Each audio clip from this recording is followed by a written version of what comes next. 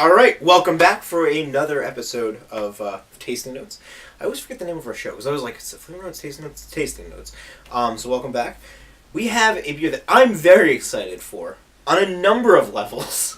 I was, Roland and his wife were nice enough to invite me over for dinner, and so what I said, like, I'll pick up some beer, and looking through the aisle, and I went to the liquor store that's closest to our house, and which is not normally the one I go to because they're very small and very limited in their selection. But they had a beer that I immediately caught my eye, and if you're a fan of the show, we mostly do we'll do some mainstream stuff, but we really try and get like the really out there stuff.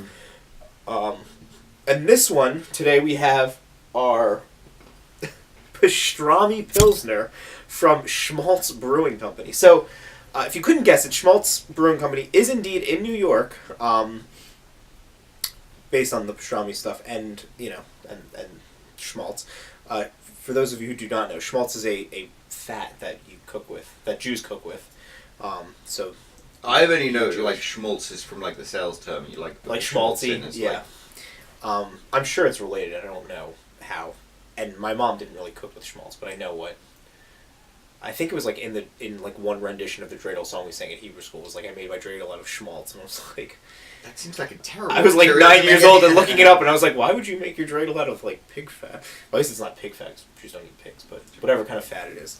But anyway, so, and I remember looking at it and I was like, Scmaltz Brewery. I'm like, the name sounds familiar, but I don't think that I've ever had a beer from them. And then I was looking it up, doing some of our research for the show, and I actually have had a beer from them.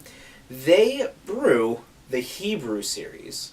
There's a series of beers called Brew. I don't know much about them other than they have a kosher for Passover beer that I tried a couple of years ago. And I liked it, so let's see if we like Scmaltz Pastrami Pilsner. It's funny. It reminds me of the Seinfeld episode where the dentist like became Jewish just for the jokes. It's kind of like so you just make Jewish jokes.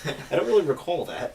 It's like, let's start a brewery that's gonna be super Jewish. Yeah, the color looks as I would expect Pastrami Pilsner to look. Well, I'll tell you what. Yeah, I love pastrami. Yeah. And I do too. Back when I was growing up in England, my mother would buy like meats to put in sandwiches, and she'd buy pastrami. She buy pastrami, really? And I just would go mad for that. And then I moved to Long Island in 2001, and I worked for a Jewish company, and everyone I worked with was Jewish. And I was like, pastrami, chicken livers. It's just like, and it was yeah. It was really good. It was. If they had a whitefish beer, I would have to try that. Please don't make a whitefish beer, Scmaltz Brewing, if you're watching this video. Scmaltz Brewing, you need to make a whitefish because we're going to try it. We will try. Yeah. Okay, I'm not even lying. I'm sitting here right now. I can smell pastrami. It does actually smell like pastrami. Let's read off the flavor notes that they have on the beer. It says, brewed with kosher salt, cracked black pepper, mustard seed, ground caraway seed, natural horseradish flavors, and spices. So this is going to be probably the most interesting. Let's see how it pays off for them.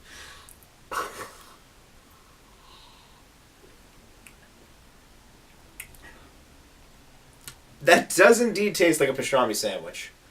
That is interesting. I wonder if they made it with rye.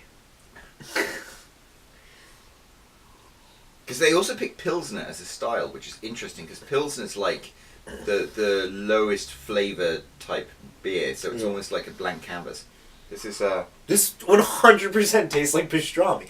The first sip I was like, yeah, it tastes a little bit like pastrami. And the second one was like, oh my god, this really tastes like, this is pastrami. This is.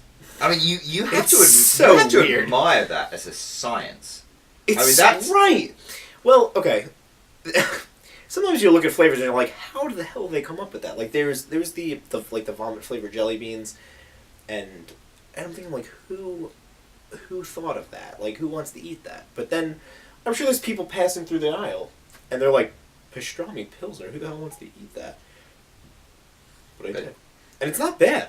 Do you remember in Jurassic Park where Jeff Goldblum's just because we could doesn't mean yeah. The scientists were so worried about whether they could, they didn't think whether they should. But I mean, that's the whole thing. It's like, I have to admit, this is a... It tastes so much like deli meat. I'm not sure whether I would necessarily order this in a pub, but I'm like, this is amazing. Having drank it now, I don't think that I would order it, but if I were at a pub and I saw this on the menu, I'd be like, I need to try that. And it doesn't disappoint. I mean, it does exactly what it says on the tin. Right, and the thing is, it's not disgusting. Like, it's not like I think if you ground up pastrami and you put it in like a protein shake, you'd be like, ugh. But this isn't that. This is not a bad beer. I wouldn't recommend it for everybody. Like, I mean, if you're just like the casual beer drinker and you're not that adventurous, I would not drink Pastrami Pilsner. But we drink a lot of beer. As Ron Burgundy says, I'm not even mad. This is amazing. I would like to say, at what point can we consider ourselves beer connoisseurs? Do you think we are?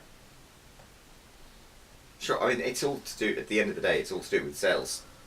So, like salesmanship. It's like we say we're beer connoisseurs. We're beer connoisseurs. Right, but I'm saying, like, if anybody questioned it, they were like, "Well, what makes you a beer connoisseur?" I think 100%. If you drink a pastrami flavored beer, you're a beer connoisseur. Right. Or a frat boy who lost a bet. No, but Scmaltz Brewing. This is good. This is kind of like an acquired taste. I'm like drinking more of it, and I'm like, it does get better the more you drink, right? Yeah. That wasn't okay. I was thinking. It tastes like the second, third, fourth sips were like. I was like, it grows on you in a very quick way. It's funny though, because back when we went to Flying Fish, we chatted to Barry the brewer. Yeah. We talk about like beer as art. This is art. This is like... This is the kind of art that, like, somebody put... Okay, so a couple of weeks ago, I was at the Knicks game with my dad, and we were walking the High Line, which is my dad's favorite spot in New York. He accidentally parks next to it every time we go into the city. He's like, oh, hey, we're by the High Line. So anyway, so we're walking the High Line, and there was these, like, tubes, just like these colorful tubes in the grass. And we were looking at it, and I was looking at it, and I'm like, is it, like, structural? Is it art? And he was like, do you think it's art? And I'm like, it looks like it could be art. And that's what this kind of art is. This is the kind of art where you're like, is it art? Is it meant to be that way? Is it structural? Like, it's like you look at it, and you're like, what is that? That's how this tastes. That's the kind of art that this is. But I like it. I like it, and I think I'm glad, be able to make a beer... a 4-pack of it, because we're going to be drinking it. Scmaltz Brewing, good job, Scmaltz. Yes, right. I would make a drink out of this. Okay. On that note, we will see you next Brews Day. That's going to become a thing now. Brews Day, I like that. I like that. My puns are coming through. All right, we'll see you next week, guys. Ciao.